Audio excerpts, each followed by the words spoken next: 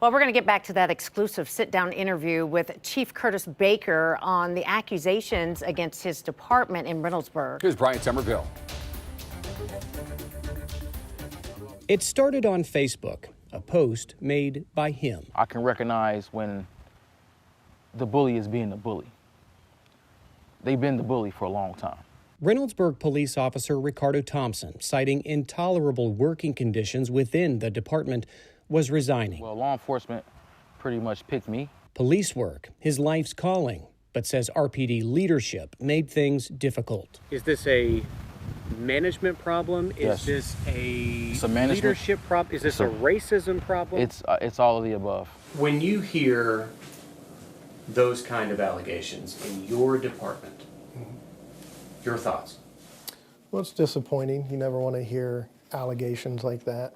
Chief Curtis Baker says he encourages workers to follow processes in place to report incidents, and that his department is a modern, progressive law enforcement agency with very high standards. Do we have a culture problem at RPD?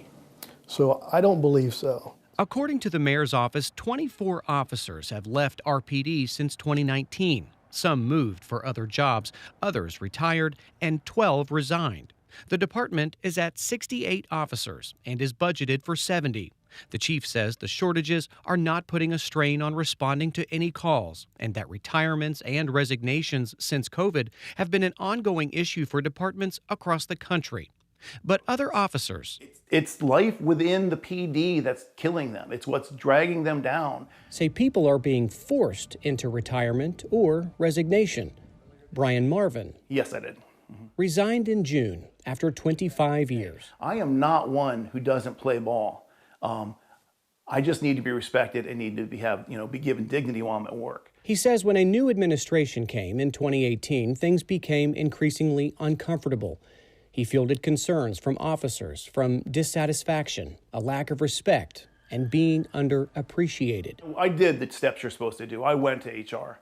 I went to the mayor. I went everywhere you were supposed to go. And still, he says, nothing was done. It's just a feeling of a lack of worth, and not being taken care of, and that no one really cares whether you're there or not. Marvin put in his notice for retirement. After his exit interview, he claims he was pushed out of meetings and wasn't allowed to have access to new software.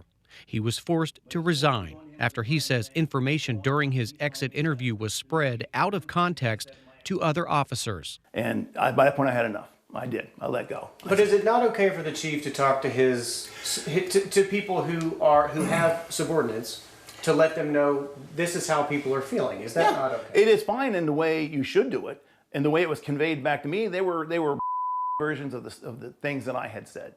It led to this profanity-laced confrontation as documented in Marvin's personnel file, detailing his conversation with a superior while yelling expletives about Chief Baker. People may watch this and say, well, you read that document, you're clearly a disgruntled former employee. Right. Are you? No. Chief Baker Is that the case? So that's not the case. says while no one is being pushed out, accountability and a strong emphasis on officer policy, while popular with community optics, not so much for his department as a whole. And we have followed through with that. That does not work for everybody.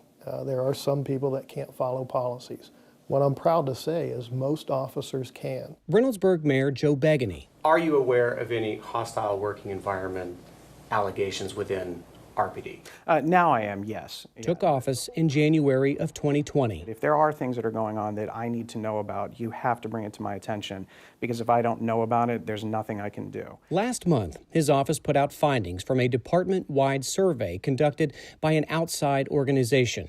Among the results, not feeling comfortable speaking candidly, fearing retaliation, calling out a lack of professionalism and respect, and that concerns are not heard by leadership.